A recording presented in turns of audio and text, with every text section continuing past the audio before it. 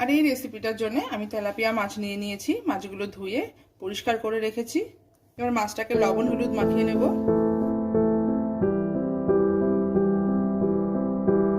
মাছগুলো লবণ হলুদ মাখিয়ে রেখেছি। এবার মাছগুলোকে আমি ভেজে নেব। গ্যাসে কড়াইটা বসিয়ে দিয়েছি। এর মধ্যে আমি সর্ষের তেল দিয়ে দেবো। মাছটা ভাজার জন্য একটু বেশি পরিমাণে সর্ষের তেল লাগবে, তো আমি সর্ষের তেল দিয়ে দিলাম। তেল গরম হয়ে গেছে।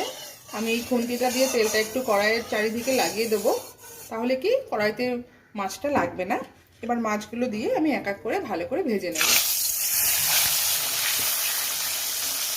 মাছগুলো সব উল্টে দেবো এবং দু পিঠি ভালো করে ভেজে নেব। মাছগুলো ভাজা হয়ে গেছে, আমি মাছগুলো উঠিয়ে নিচ্ছি।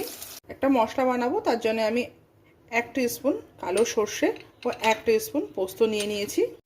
এগুলো আমি মিক্সির পটে দিয়ে দিচ্ছি। ও 4টে কাঁচা লঙ্কা আমি এর মধ্যে দিয়ে দেবো। হাফ টিস্পুন লবণ দিয়ে দেবো। 1 পিঞ্চ হলুদের মধ্যে আমি দিয়ে দেবো। সামান্য জল অ্যাড করছি। একটা স্মুথ পেস্ট তৈরি করে নেব। মাছ ভাজার তেলে আমি 1/4 টিস্পুন কালো জিরে, 2টো চেরা কাঁচা লঙ্কা ফোড়ন দিয়ে দিলাম। একটু নাড়াচাড়া করে নিচ্ছি 30 সেকেন্ড মতো। একটা মিডিয়াম সাইজের টমেটো কুচি করে রেখেছি, সেটা দিয়ে দেবো।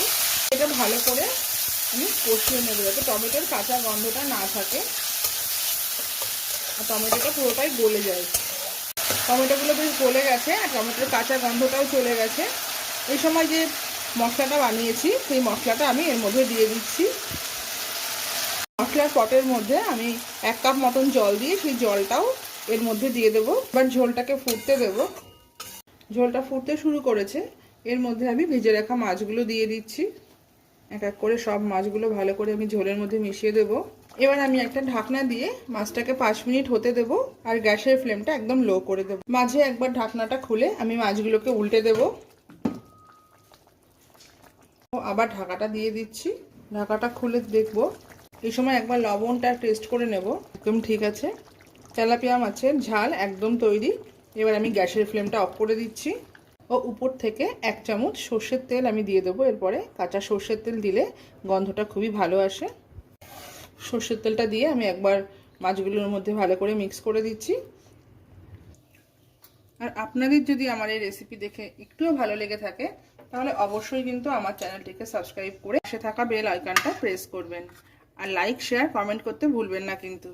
গরম গরম ভাতের সঙ্গে তেলাপিয়া মাছের এই ঝালটা ভীষণই ভালো লাগবে। অবশ্যই কিন্তু একবার বাড়িতে ট্রাই করবেন।